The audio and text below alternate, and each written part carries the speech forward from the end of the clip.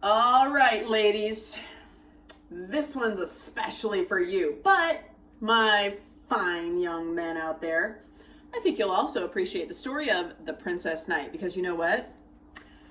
Girls are strong, they are smart, they are fierce, and they can do anything. So here we go. The Princess Knight, and it is by Cornelia Funk. Oh, that's a fun name to say. Cornelia Funk. I bet you have an idea already of what this story is going to be about just by looking on the front cover. King Wilfrid the Worthy had 3 sons. He brought them up just as his father brought him up, and they were taught all the things he had been taught. He wanted them to be better than his best knights. So they learned riding and jousting, fighting with swords, and good table manners too. They learned how to stride around proudly and how to shout very loudly. And perhaps most important for princes, they learned how to give orders to their nursemaids, their servants, their dogs, and their horses. Then Queen Violetta had a daughter, but the queen died when the baby was born, so the little girl was called Violetta.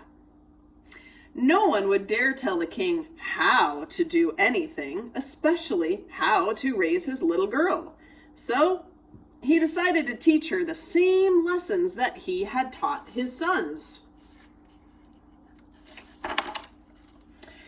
Even though she was so small she could hardly lift a sword at all, her brothers teased her and called her names. Itsy bitsy little Vi, little girl can't hurt a fly. And they would boast that they were so strong, even the most spirited horses would obey them. Well, little Vi is learning a lot of lessons by watching her brother.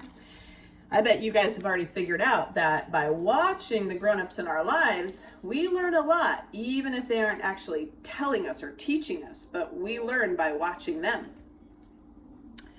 Then they'd strike the heads off practice dummies. You see the practice dummy up there in the corner? So hard their heads would fly right over the castle walls. There's somebody playing catch on the other side. And they would laugh and laugh at their little sister as she struggled to mount a horse in her heavy armor as if it was the funniest thing they'd ever seen. Well, now that's not showing kindness or empathy, is it? Oh, Emma, said Violetta to her nursemaid one evening while Emma soothed the little girl's bruises. I'll never be as strong as my brothers. Not as strong, maybe, but you are 3 times as clever, said Emma sensibly. Why not ask your father to stop teaching you all this silly fighting and let you learn something else instead? Maybe some nice embroidery. That's kind of like sewing. Or maybe weaving or playing the flute. You know, something useful. But Violetta shook her head. No, she said. That would only make my brothers laugh louder. So Emma said no more, for she knew the princess was more determined than all 3 princes put together. I bet some of you are really determined to learn new things and do new things on your own. It's that whole, no, I can do it by myself kind of attitude, which I love because you learn, you fail, you try, and then you keep trying. I mean, do you know how hard it was for you to learn how to walk? It took most of you about a year to learn how to walk. That's a long time. From that night on, Violetta slipped out of the castle in secret while the rose gardener's son kept watch for her. She started to practice all the things her brothers could already do so much better. Violetta practiced in her own way, without shouting and without using her spurs. Indeed, she was very quiet about it, as quiet as the night itself.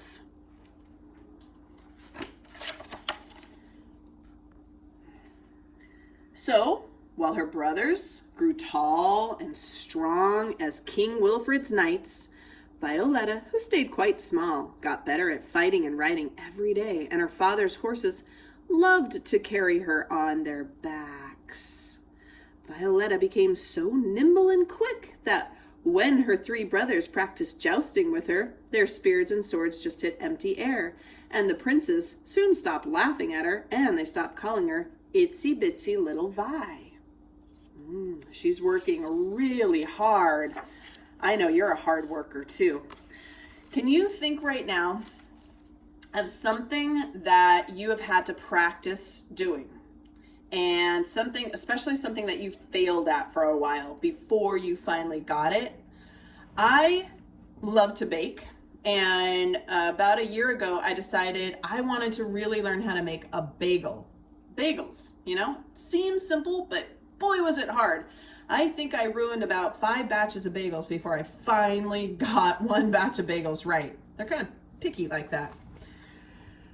Then came the day before Violetta's 16th birthday, and the king asked to see her. Violetta, said King Wilfred, I'm going to hold a jousting tournament in honor of your birthday. The victory prize being the bravest knight in the land flocking to the castle. Oh, it will bring the bravest knights in the land flocking to the castle. What is the prize, father? Said Violetta, wondering which horse she would ride, which of her suits of armor would be the lightest, and which plume she would wear in her helmet.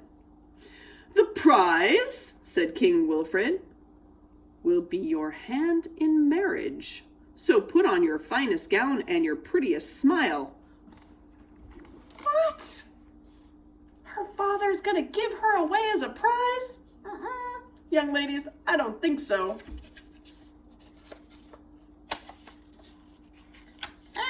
My pages are stuck together. One moment, please. Here we go. Okay, let's see her reaction. Violetta turned as red as the roses beside the castle moat. What? She cried. You want me to marry some dimwit in a tin suit? Just look at your own knights. They whip their horses and they can't even write down their own names. Her father was so angry that he locked Violetta up in the castle tower all by herself. Not until the moon was shining high in the sky did the king tell Violetta's youngest brother to let her out. Stop crying, little sister, said Violette's brother. I'll make sure to win the tournament myself. You certainly can't marry me. But Violetta shook her head and wiped her eyes on the hem of her dress. Thank you, she said, but I think I'd better just see to it myself. Time to make a prediction. So if anybody is near you, or if you happen to have a stuffed animal near you, if you want to just talk to your hand, I don't care, but tell someone, what is your prediction at this point in the story? What is Violetta going to do when she says she wants to take care of things herself? Let's find out. The next day, the field behind the castle was crowded with knights who had come to fight in the tournament. King Wilfred sat down to watch. Little did he know that it wasn't Violetta who sat beside him. It was her nursemaid, Emma. She wore Violetta's best dress and a veil over her face. Oh, I bet you've already figured out where Violetta is. The real Violetta had put on her blackest armor and saddled her favorite horse.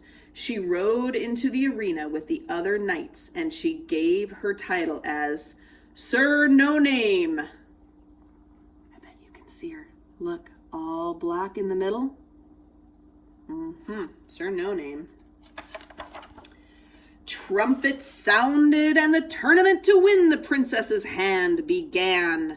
Knight after knight rode into the arena. Sigurd the strong, Harold the hardy, Percy the pitiless, but Sir No Name defeated them all. He even knocked the king's sons off their horses and into the dust. By the end, there was no one left who was willing to fight, and Sir No Name rode over to the king to receive the victory prize. Oh man, I can't wait till we see his face here. "Where do you come from, Sir No Name?" asked the king. "You have brought honor to your family, and my daughter should think herself lucky to take your hand in marriage." "Oh, I don't think so," Sir No Name replied, raising his helmet. "Hello, father," said Violetta. "What's the prize for a princess knight?" And for the first time in his life, her father, the king, was speechless.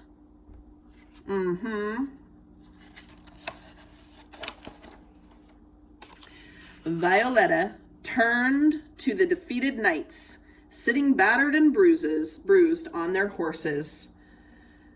"Very well," she said. "I shall choose my own prize. I hereby proclaim that no one will ever win Princess Violetta's hand in marriage without first defeating Sir No Name." Then she turned on her horse and rode away, far, far away, and she didn't return for a year and a day.